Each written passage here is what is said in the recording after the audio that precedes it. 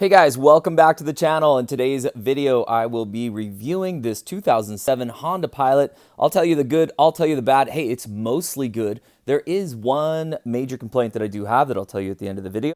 Hey, here's what the famous Scotty Kilmer says about this vehicle. In all honesty, I have to say I don't have a single customer that ever bought a new Honda Pilot and didn't like the car. They were all pretty happy. Now used, most of my customers are still happy with the used Pilot they bought, with the exception of a couple of them that got all-wheel drive ones and the transmission went out and it cost them a fortune. Let's dive into it. So if you're watching this video, I'm assuming that maybe you're in the market trying to buy one of these things, figure out if it's a good vehicle. If you can find one that's used like this, again, 2007 is this one right here.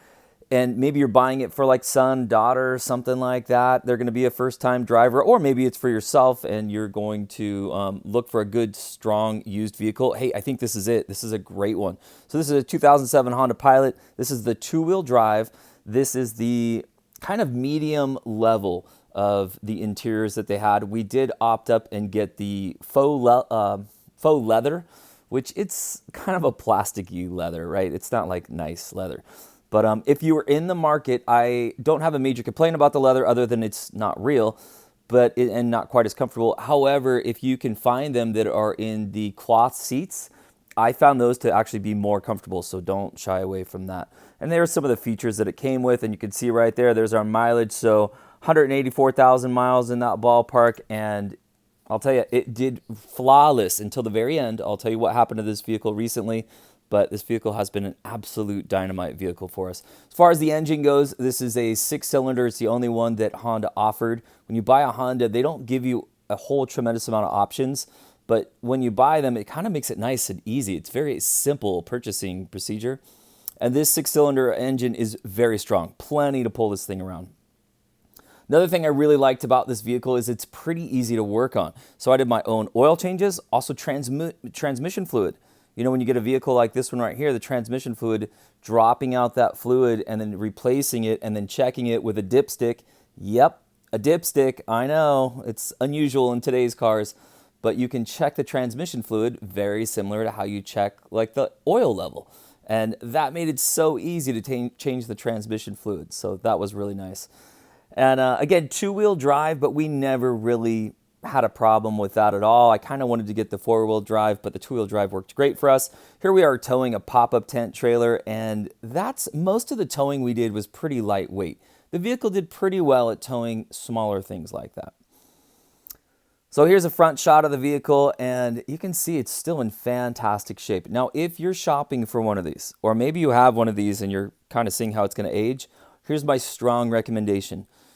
I don't know if you need to wax the entire vehicle, but what I did is I would look at other people's vehicles that were a little bit older of the same make and model, and I noticed that they were fading away and the paint was starting to fade right above the windshield, and then also coming down those sort of pillars down towards the hood.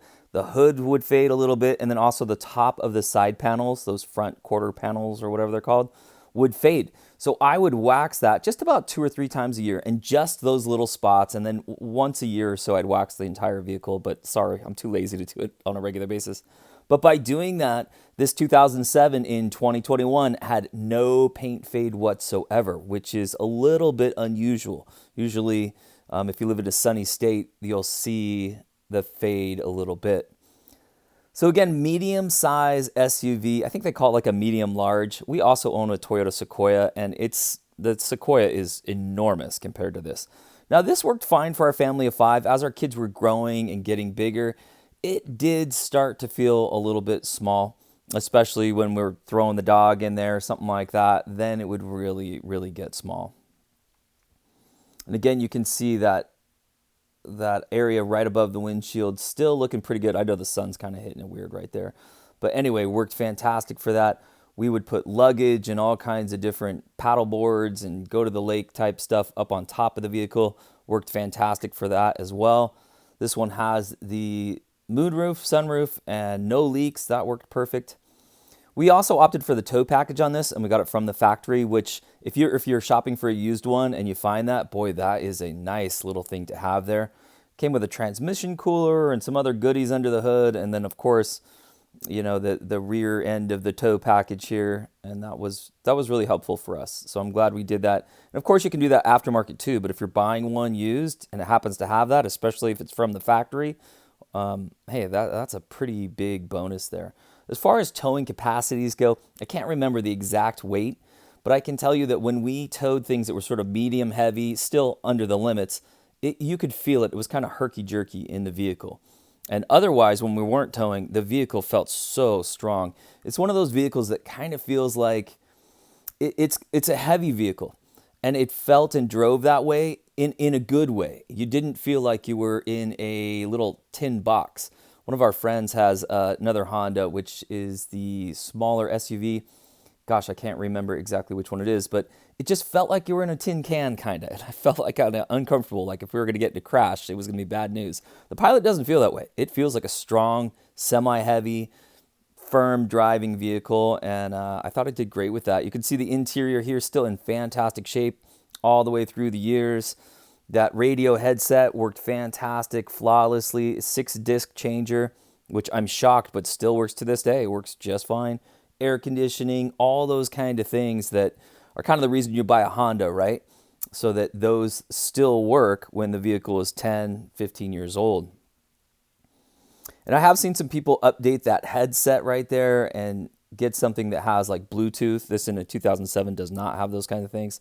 So you could consider doing that. For us, we just haven't made that move quite yet. Now, I did add on to this radio, there's an exterior connection so I could connect my phone and play music from my phone on it, and that worked really well. Actually, I'll put a link down in the description to that if you want to check that out.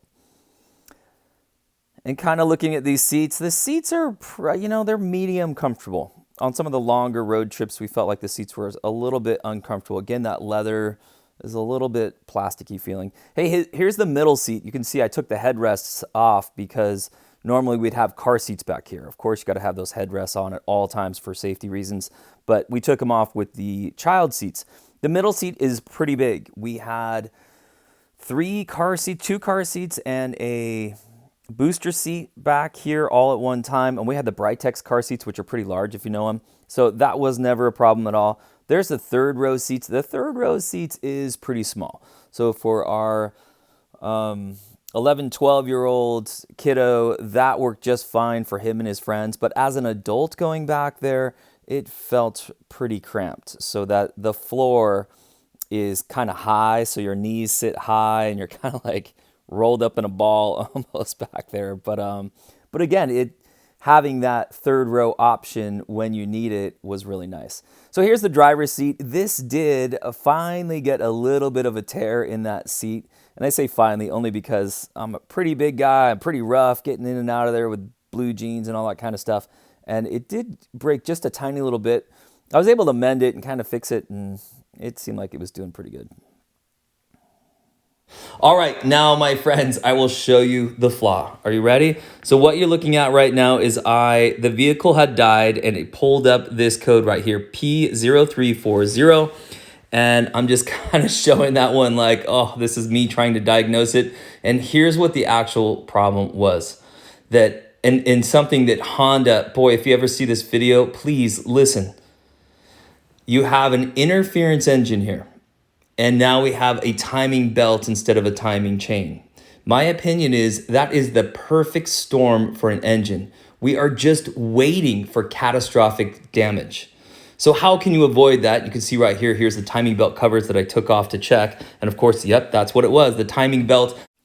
So this vehicle, again, has a timing belt and an interference engine. If you're gonna have an interference engine, I strongly recommend trying to find a vehicle that has a timing chain instead of the belt. You think about Toyota, that's what they've done with a lot of their engines. And honestly, I think that's why they're winning the reliability battle over Honda. But on this one here, the belt that actually broke had less than or roughly 60,000 miles. It might have been a little bit more, maybe 64,000 miles before that belt actually broke.